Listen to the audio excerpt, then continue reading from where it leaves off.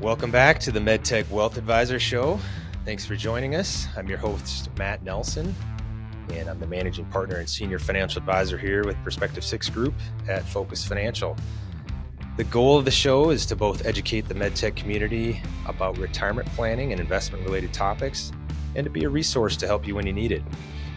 And while we focus on topics for just those working in MedTech, we certainly help a lot of clients planning for retirement out of all the industries. So today I'm joined as usual by Jacob LaRue, who's a financial advisor here with Perspective 6 Group. And in today's episode, we're going to be discussing non-qualified stock options, or NSOs for short. How they work, how you can maximize them, how the taxes work, etc. So as always, thanks for joining us. Welcome back to the show, Jacob. Glad to be here. This is going to be a good topic. Yes. In the past shows, we've touched on NSOs briefly, I'd say, but mostly we've discussed other equity comp benefits like RSUs and RSAs and ESPPs, all the acronyms. We haven't quite hit the ISOs yet, but so restricted stock units, employee stock purchase plans. Today's another form of equity compensation. So NSO, non-qualified stock option. It's probably the next most common. In fact, I think it's really had been the most common until RSUs came on the scene and started gaining popularity. Now, actually, we see those quite a bit more when we're talking to clients. And while the basics on this form of equity comp are kind of straightforward, there's still some misunderstandings about taxation and maybe optimal ways to exercise and just what that means. So we're going to jump into that. The main challenge really people have is that they might miss opportunities to exercise. We've seen lots of horror stories with that. Maybe leaving the company before they actually took advantage of everything. Maybe they got hit with a massive tax bill because they didn't get the tax basics. So that's what we're going to try to head off today. Yeah, we've seen a lot of things over the course of our careers, and we're going to hopefully educate some people on how to avoid those big mistakes and maybe just some basic information too about how these NSOs work. Yeah, it doesn't hurt to go back to the basics. I mean, a lot of people listening to this show are very intelligent, and they can read through their documents and they can get the basics, but half the time it's just reminding you of what's important, what to track, timelines, etc. So today we're going to talk about, again, 3 different big picture items: how they work, how they're taxed, how to exercise. And we'll just kick it off with a bit of a refresher, but going through the general terms of what non-qualified stock options are. So NSOs, stock options, they're the right but not the obligation to purchase shares in your company. They're issued to allow participation in the upside of your company. Usually as part of comp packages. A lot of times we'll call them golden handcuffs. And the reason is because these vehicles are issued to you, but you have to stay long enough to make them worth anything, really. Company has to perform well, hit your metrics, and you have to have been there long enough to vest. So that's how they're referred to as golden handcuffs. They're issued at a grant price. And so this is a price at which you can buy the stock. Now, this is unlike restricted stock units we've talked about in the past, where they just are what they are. Like you hit a vest date, you receive a basket of shares. With stock options, you have this grant price that you then have to make a choice whether you want to exercise above or not. And you actually have to have the stock price above your strike price before they're worth anything. Exactly. Yeah. So with RSUs, if we go back to that episode that we did a while ago, like Matt was saying, you get the RSUs, whatever that vest date is, whatever that value of the stock is that day, that's the value of the RSUs you're going to get. Where here, there's a different component that we have to account for. Yeah. And that brings us to kind of our next point in this, is just really verifying what you own. I know we've hammered on this in past episodes, but rereading all the stock plans, looking at your grant agreements. People use these words, unfortunately, very interchangeably. And so, especially with RSUs, since they have some similarities with non-qualified stock options, we'll often get people that'll be mixing them up. So first thing is reading the grant agreements, understand exactly what you have. And then the next piece would be understanding the vesting. Again, very important. Remind people what vesting are. So as a recap, what vesting is, I should say. If you haven't been at the company long enough, even if there's value, the stock price is above your strike price, it might not mean anything to you because you can't quite yet exercise. Yeah, give us an example of a vesting schedule, maybe like a 4-year graded schedule, if you will. Yeah, that's a good one. Actually, that's probably the most common. We also will see cliff vesting, but yeah, graded schedule. Let's say a typical schedule will see 4 years, 25% is vested every year. So let's say you had 1,000 shares or option shares, and you left after 2 years. Maybe it's 2.5 years, so you haven't quite met that 3-year mark. Well, you'd only be able to exercise 50% of those. So 25%, simple as that, come due every year. You have to wait the full 4 years before you get the full value. Exactly. Yep. And you brought up the leaving the company. So there's a couple things that we need to pay attention to, especially depending on what company you're with, because they might have different forfeiture guidelines. So how about we walk through a couple of those? I mean, in general, you only have rights to vested options at termination if you're going to forfeit the rest of them. Once you leave, many plans give you no more than 90 days to exercise after the job termination for, let's just say, retirement and disability. There's some more nuance to that too, depending on the plan agreement, other situations, which I think is a little beyond maybe the scope of this show. But I guess just to keep that in your mind. In general, you have about 90 days, to exercise after you leave. But one thing to keep in mind, especially in the competitive kind of the MedTech space, tech and the big technology company space as well, there could be a non-compete clause. And so check your job offer. You might lose any vested options if you go work for a competitor. Not super common, but it can definitely happen. Right. So, for our listeners that have these types of non-qualified stock options, they're probably thinking, well, should I go exercise right now? What kind of issues should they be paying attention to before exercising, and how would they exercise what they have? Well, we first have to determine the value. Like we were saying, it seems simple, but just think of your 3 elements there. You have, what is the strike price on the options you have? What's the current stock price? And is there a positive value there? That would be your bargain element. It's called the bargain element, or the value, the taxable value. So that's really the first thing. Is there a value? You could be vested, but you're below strike price. You're not going to do anything. As a side note, you should probably be aware if there's an early exercise option. And usually you'll know this when you go into job offers, but not always. People don't always get apprised of it or pay attention. But you could be able to exercise your stock options early. So meaning before the strike price was met, before the value was above. But you wouldn't be vested in those shares yet. You could exercise early, but you're still not vested. So if you left, you don't get to take those shares with you. Sure. And when we've seen that work, it's usually because there's a very low stock price. We talked about this quite a bit on the RSU episode, I think, Jacob, that you wouldn't do this early exercise option unless you expected the share price to really rocket. It's probably for some private companies most of the time. But the advantage is that you can exercise early at a very low stock price, and then any future gains are going to be taxed at capital gains versus income tax rates. And we'll get that to the taxation section in a moment. Exactly. Yep. That's going to be probably one of the biggest questions that people have, is how are these taxes going to work? So before we get there, give us a couple of examples of just how people would exercise these, because I think there's 2 common ways. There's the pay cash out of your pocket.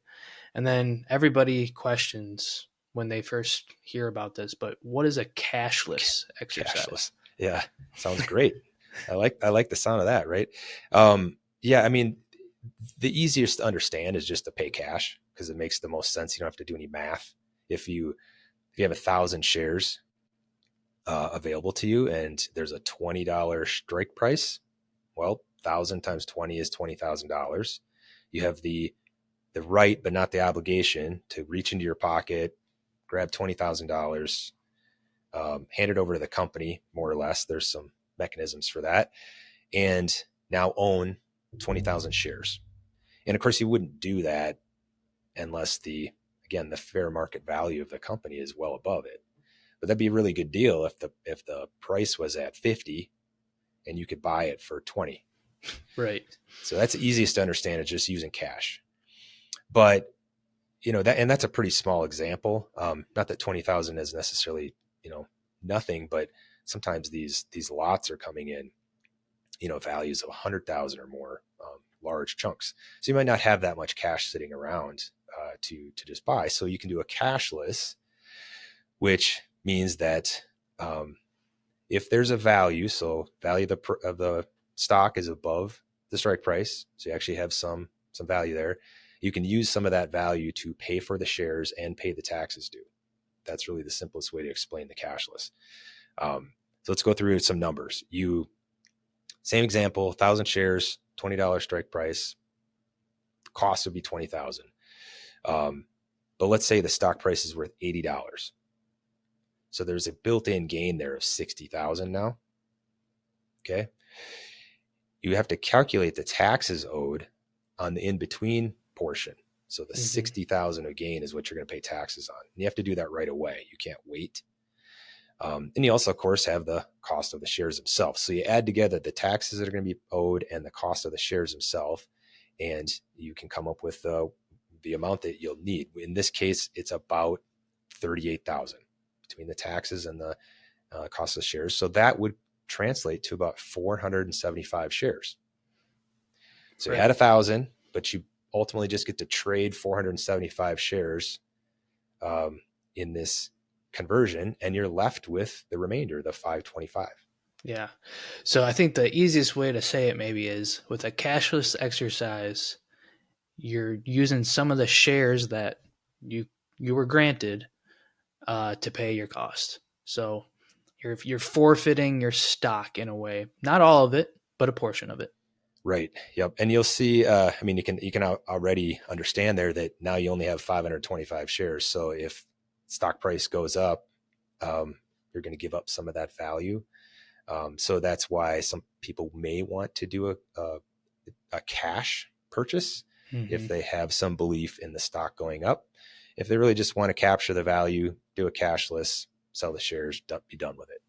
Exactly. Yep. Well, you kind of talked about it a little there, like holding on to the stock. So what risk are there when you exercise and you decide to hold or sell? What do we need to be careful of there? Yeah, right. I mean, so yeah, now the issues are you have these things. What do you do with them? Well, the biggest one really, which we see, is concentration risk. So you really need to be careful about how much exposure you have to your company stock. We've talked about it in the past. You could have it in your 401k. You could have some employee stock purchase shares. You could have RSUs. You could have all that going on. Purchased it in your brokerage account even. So think about the total amount of value of your company stock divided by total amount of your investments. Convert that to a percentage, and you'll have an idea of how much exposure you have to the one company. You also want to do it maybe on your net worth basis too, and just get some reality check there. There's not like a perfect rule of thumb with this, but we'll use 10% as just a starting point, just a guardrail guideline to say, let's try to not have more than 10% of your investment portfolio exposed to one company, especially considering they pay your comp and your benefits and everything else. But there's a lot of reasons why we might have clients that have way more than 10%. Yeah, I think just when you're in the equity comp field, like you said, you could have access to all these different benefits, whether it's RSUs, employee stock purchase plan, non-qualified stock, and sometimes when you don't keep track of it all, that percentage of net worth can really get out of hand, and it doesn't take a big stock uh, trend downward to change your net worth level once you get into those high numbers. So Right. Could move real quickly. And I talked about, reasons why you may want to hold more than 10%. It could have to do with um, what your thoughts are of the projected value and how long you're going to be at the company. And that's really something else we need to consider is um, whether you're deciding to exercise and hold, all of that depends on your opinion of the company stock, how long you plan to be there, your career plans, when you need cash. And so drive it back to your plan and then just create a plan for that sale. So when we work with clients, our process is we first have to understand all the issues. So it's a 3-step process. We review a detailed checklist of a number of questions we have to understand what's going on, the issues. So we're going to read through stock plan documents, the grant, the employment agreements, offer letter, lay all of that out. Then build a financial plan and some scenarios to model the spending and the taxes. All that's got to be done before we create a game plan for the strategy, the exercise strategy. Because really, you got to understand what you own and the tax impact before you worry about when to sell. That part has to be secondary. exactly. Mm-hmm. Yeah, you need to know the needs before before you have what you can spend. So Yeah, exactly. Well, tax issues, let's talk about the tax issue part of it. So why don't you go through some of the implications, like what happens when you get these things issued? Yeah, so if a new client comes to us, or even an existing client sometimes that's not familiar with how non-qualified stock options work, they might get confused on all the different verbiage and language within a grant. So, we got the grant, which is just the company giving you the right, not the obligation, but the right to exercise those. So a grant, when you get granted shares in these purposes, there's no tax consequence.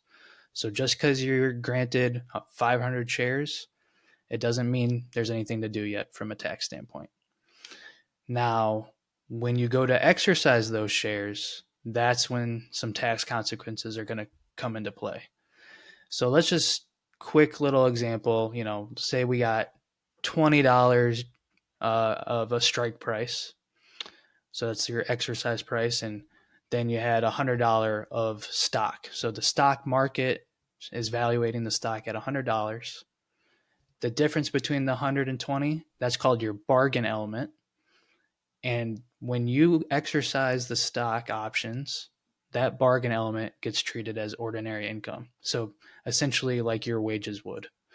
So that's how that component is made up. Basically, the RSU discussion we had, you don't get that choice. Kind of mentioned that earlier. Just when you're vested, you're going to pay the taxes. It's due when it's due.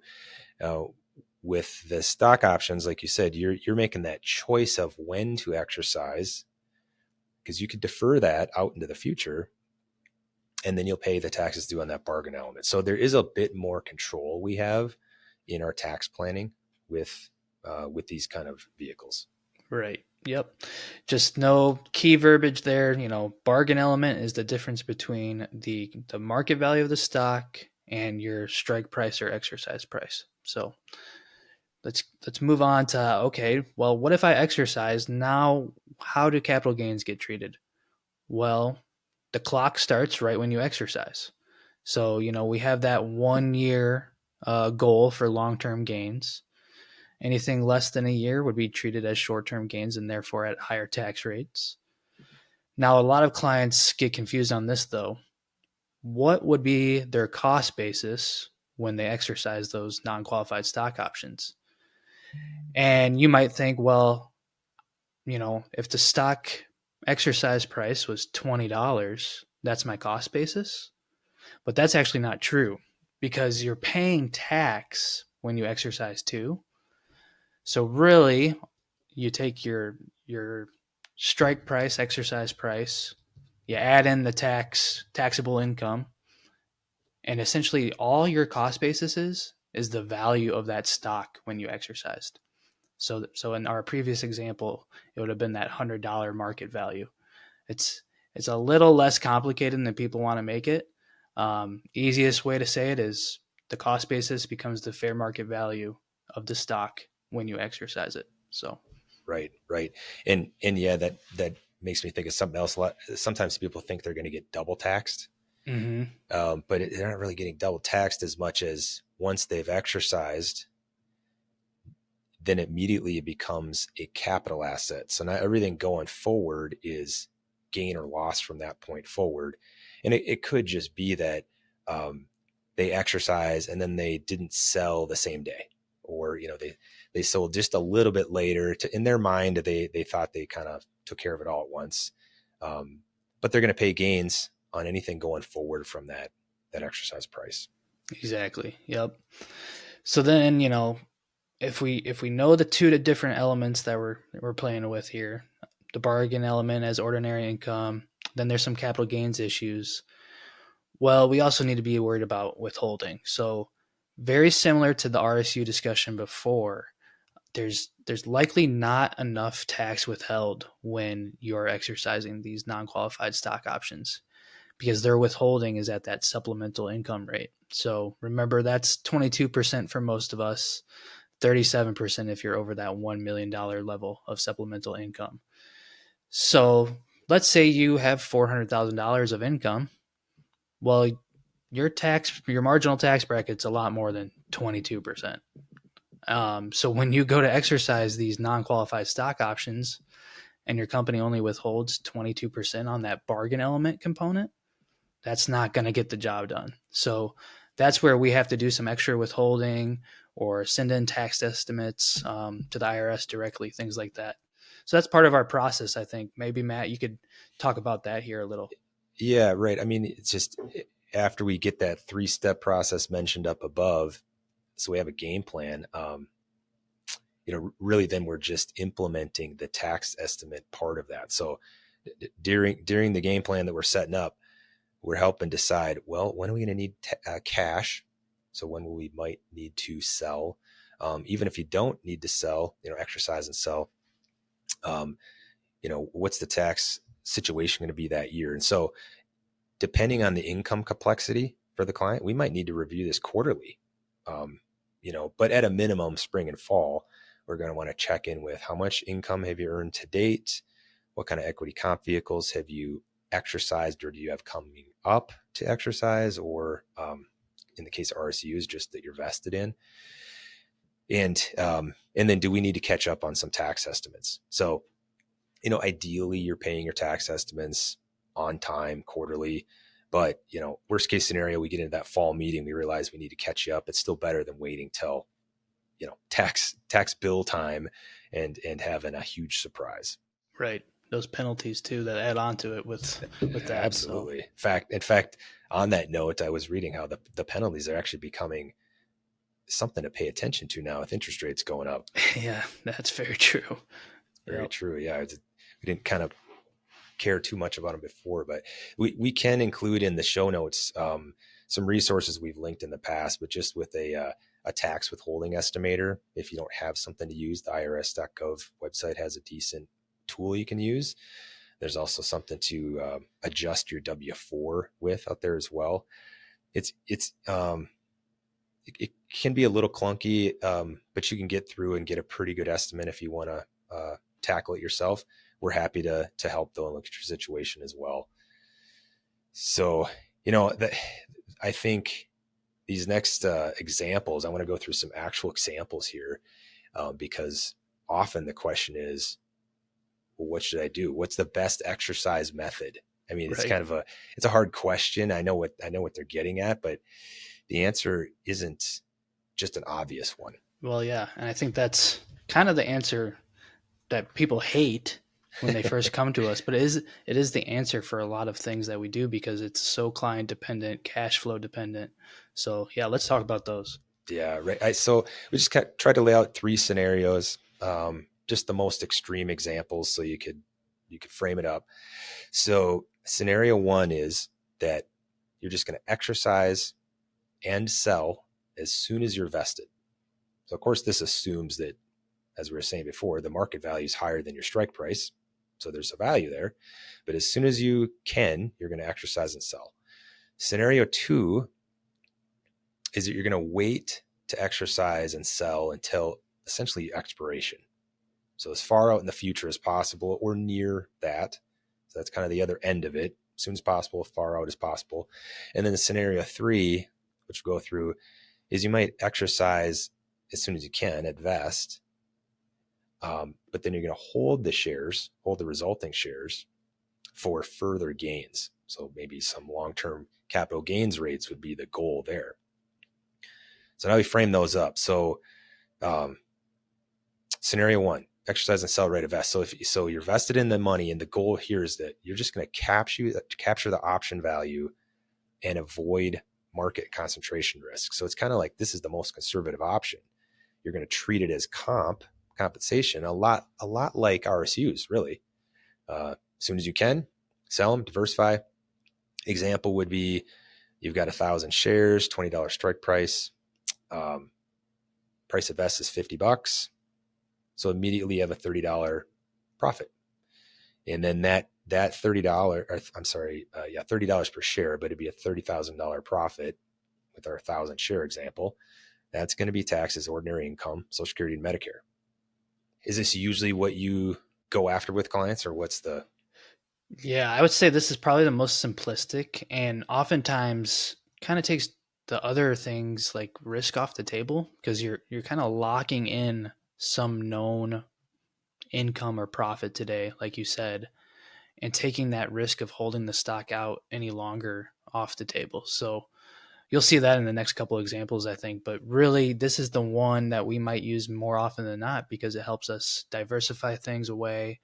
It also helps meet immediate cash flow needs too. So Right, exactly. Okay, so moving along here. So let's say that the next scenario was the more extreme. You wait until as far as you can out in the future.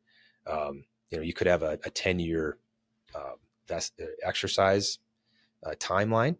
And so just make sure you don't miss the expiration date.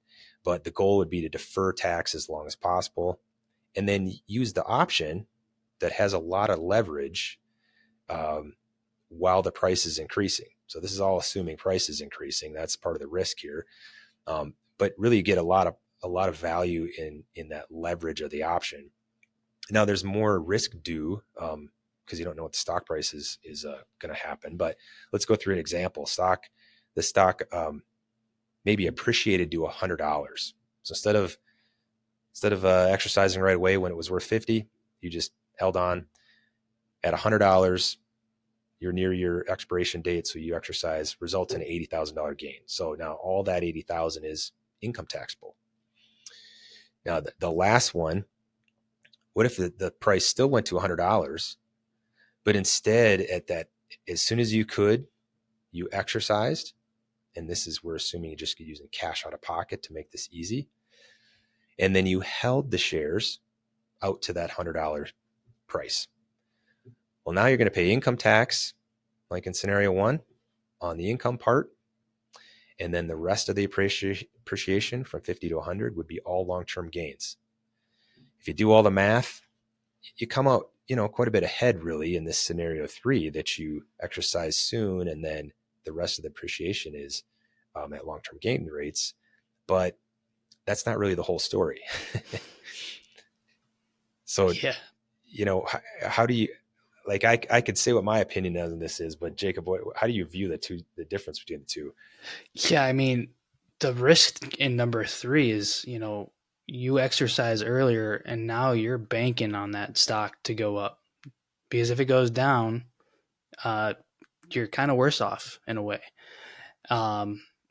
It's really how you feel about where the company's going. Yeah, exactly. You're worse off. Let's just clarify. You're worse off because you've paid tax on the income element, and then you are holding shares, and they might go below the price that you exercised at in the first place. Yep. Yeah, it comes back to concentration risk, your opinion of the stock, and so forth. If you have an excellent opinion of the stock and you can hold on with all the risk, option 3 probably, or scenario 3 is probably the best for you. But there's plenty of scenarios where just a scenario number 2, wait and see, is just fine. Right. Yep. Especially if you have other forms of equity comp, like scenario 2 is really attractive because maybe you don't want to add that to your books yet, but when it becomes really valuable, that's when you turn it on. Yep. Right. Yeah. That could definitely come into play if you've got a number of equity compensation vehicles and we want to cycle through them. We know some are coming due this year, some the next year, and so forth. And so it's a combination of all of that. None of it is as simple as these kind of like extreme examples. Yeah. But I guess that, just wrapping it up here, I guess, as we come to a close, really, so if you don't want to miss out on the value of the stock options, just, you need to look out for, the income tax issues and have a plan to exercise them. Know what you own, when you can exercise it, understand how much tax is due, and then keep hammering home, have a plan beforehand of when you're going to exercise that fits your personal financial plan. No, yeah, I think we'll probably do some more deep dive on these topics, and you kind of hinted at ISOs, so maybe we'll have to talk about the difference there in a future episode. So. I think you're right. I think tackling both at the same time was a little too much, so we'll just come back and do a similar show about ISOs. They're a little bit less common, but important to understand nonetheless. But that's it. Thanks so much for taking the time to learn about NSOs, non-qualified stock options, with us today. If you know anyone who needs guidance like this, click the share button, send it to them directly. And if you're a fan of the show, just let us know, leave us a review. It really does help us out. And you can certainly subscribe, click the bell, make sure you get notified of future shows. If you just want to learn more about the team behind the MedTech Wealth Advisor, visit our website, perspective6group.com. It's perspective6, the number 6 group.com. And we do have quite a few articles out there about equity comp and, this very topic. So I think that could be beneficial. You can also just give us a call. Our phone number is 952-225-0333. Happy to answer any questions you have. And finally, if you have suggestions for the show, I'd love to hear them. Suggestions or feedback, criticisms, whatever you have. Email us at mwapodcast@focusfinancial.com. So MWA, MedTech Wealth Advisor Podcast, focusfinancial.com. This show wouldn't be possible without you, the MedTech community. So until next time, remember, financial freedom takes more than money. So find your purpose and make a plan to live your life well. If you need any guidance, we're here for you. Take care of each other out there.